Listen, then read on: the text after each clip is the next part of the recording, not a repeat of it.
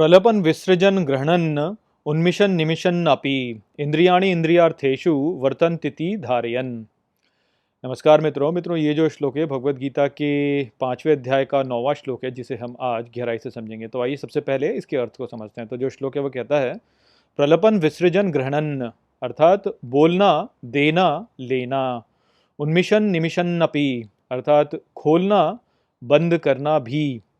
इंद्रियाणि इंद्रियार्थेषु, अर्थात इंद्रियों के अर्थ में वर्तन तिथि धारयन, अर्थात बरतते हैं, ऐसे धारण करता है। तो श्री कृष्ण यहाँ पर जो वो पिछले श्लोक में कह रहे थे उसी संदेश को आगे बढ़ाते हुए कहते हैं कि बोलना, देना, लेना, खोलना और बंद करना नेत्रों को, इस प्रकार के कार्य भी वास्तव में जो ज्ञानी व्यक्ति होता है, जो कि योग में स्थित है और जो कि संसार में अपनी स्थिति को वास्तव में जानता है, अपने स्वरूप को जो समझता है, वो इन सभी क्रियाओं को ऐसे ही मानता है कि ये केवल इंद्रियों के अर्थ में बरतना है, अर्थात ये केवल मेरी इंद्रियों का उपयोग है, ये वास्तव में मुझसे जुड़े हुए नहीं हैं।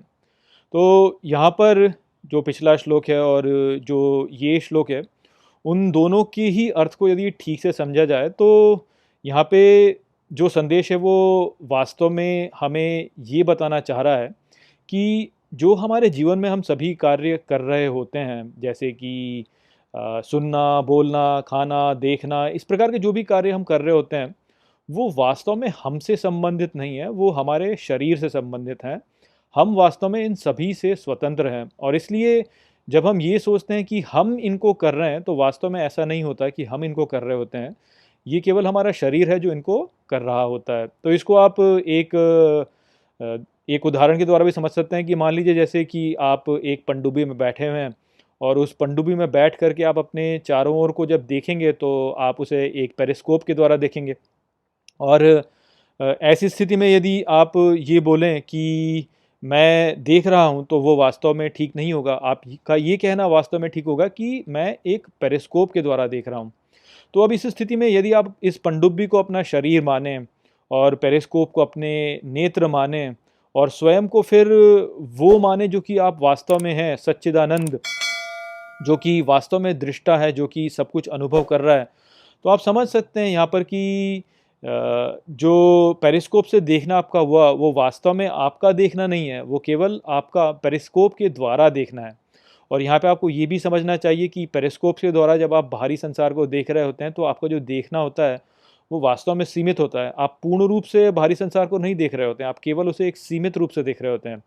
ठीक इसी प्रकार से जब हम इस बाहरी संसार को अपने नेत्रों द्वारा देखते हैं, तो वास्तव में हम उन्हें सीमित रूप से देख रहे होते हैं। हम केवल वही देख रहे होते हैं जो कि हमारी आँखें जो हैं वो देखती हैं। हम स्वतंत्र रूप से इसे नहीं देख रहे होते हैं, हम संपूर्ण रूप से बाहरी सृष्टि को नहीं देख रहे होते हैं। हम केवल उतना ही देख रहे होते हैं जितना कि हमारी जो आँखें हैं वो उसे देखने में वास्तव में सक्षम हैं। तो इस प्रकार से हम अपनी इंद्रियों तक सीमित होते हैं और जो भी हम अपनी इंद्रियों द्वारा अनुभव कर रहे होते हैं, उसी को हम संपूर्णता मान लेते हैं और स्वयं को सोचते हैं कि हम केवल अपनी इंद्रियों तक सीमित हैं। ये वास्तव में एक बहुत बड़ी भूल है, क्योंकि हम वास्तव में केवल वो अनुभव करता हैं जो कि इनके पीछे बैठे हैं। हम सारी इंद्रियों के शरीर की जो भी हमारी क्रियाएं हैं, उनको अनुभव करने वाला वो अनुभव करता है। ये शरीर हमसे भिन्न है और ये सोचना कि हमारा शरीर जो है वही हम हैं, ये एक अनुचित सोच है। इस प्रकार से सोचना वास्तव में हमें भ्रम में डाल देता है। और क्योंकि हम ये सोचने लगते हैं कि हम हमारा शरीर है, तो हम ये सोचते हैं कि जो भी हमारा शरीर कार्य कर रहा है वही कार्य वास्तव में हम कर रहे हैं। और इस प्रकार से हम सोचते हैं कि शरीर के द्वारा किया गया जो कार्य है वही केवल कार्य है, किंतु ऐसा वास्तव में नहीं है। वास्तव में जो कार्य है वो है जो कि जो अनुभव करता है वो कर रहा है। तो आपका बाहरी रूप से शरीर भले ही कुछ भी कार्य कर रहा हो, लेकिन उसको करने का जो कर्म है वो आपको केवल तब लगता है जब आप उसको सोच रहे हैं पीछे से। अर्थात इसको आप ऐसे समझिए कि मान लीजिए आप एक ऐसी अवस्था में पहुंच जाते हैं जहां पर कि आपका आपके शरीर के ऊपर नियंत्रण नहीं है और आपका शरीर मान लीजिए कि कुछ भी कार्य करने लगता है, तो आप अपने आप को ये नहीं मानेंगे कि वो जो कार्य है उसके करने वाले आप वास्तव में हो गए हैं, किंतु आप ऐसा सोचते हैं कि आपने वैसा कर दिया क्योंकि आप अपने शरीर के साथ में स्वयं को जोड़ लेते हैं। तो यही वास्तव में भ्रम उत्पन्न करता है और आपको यहाँ पे ये समझना चाहिए कि शरीर के द्वारा किया गया कार्य वास्तव में आपका कार्य नहीं है। आपका कार्य वास्तव में जो उसके पीछे की भावना है, वो है। और क्योंकि मूल रूप से आपके पीछे की जो भावना होती है, उसके द्वारा ही आप वास्तव में कार्य करते हैं। इसलिए आप ऐसा सोचते हैं कि जो आपका शरीर कार्य कर रहा है, वो कार्य आप ही कर रहे हैं। लेकिन ऐसा सभी स्थितियों में होता नहीं है, क्योंकि कई बार ऐसा भी होता है कि आपके मन में कुछ करने का होता है, किंतु आप उसे करते नहीं हैं क्योंकि आप सीमित हैं। तो इस बात को समझिए कि जो शरीर कार्य कर रहा है और जो उस कार्य को करने के पीछे की भावना है, उन दोनों के बीच के अंतर को समझिए आप। उस अंतर को समझने से ही वास्तव में आप सही दृष्टिकोण को विकसित कर पाएँगे और इस जीवन में ठीक प्रकार से अपने कार्यों को कर पाएँगे। केवल कार्य करना बाहरी रूप से नहीं होता, उसके पीछे की जो भावना होती है, वो भी महत्वपूर्ण होती है। और यदि कोई व्यक्ति बाहरी रूप से तो भले ही अच्छा कार्य करे, किंतु उसके भीतर जो उसकी भावना है, वो ठीक नहीं है, तो उस स्थिति में वो व्यक्ति जो होगा, वो वास्तव में संसार में फँसता ही चला जाएगा। तो इसलिए केवल शरीर से कार्य करना और पीछे की भावना को दूषित रखना, ये भी वास्तव में ठीक नहीं होता है। और शरीर तो केवल एक उपकरण है और जो उसके पीछे की भावना है, वो वास्तव में दृष्टा है, जो कि आप हैं। यही वास्तव में सच्चिदानंद है, जो कि आत्मा है, और यही वास्तव में ब्रह्म है। इसके साथ में जुड़ना ही जो है वो आपको समझना है।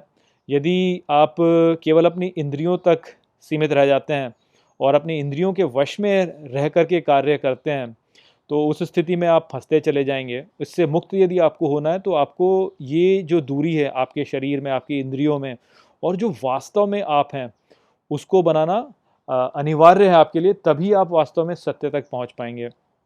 तो यहाँ पर श्री कृष्ण ने बड़े ही सूक्ष्म रूप से ये समझाया है कि ये सभी जो गतिविधियाँ हमारी हो रही हैं, ये वास्तव में हम नहीं कर रहे हैं। ये केवल हमारी इंद्रियाँ हैं, हमारा जो शरीर है और हमारे जो संस्कार हैं, वास्तव में वो कर रहे हैं। इनसे मुक्त होना ही वास्तव में मुक्ति प्राप्त करना है।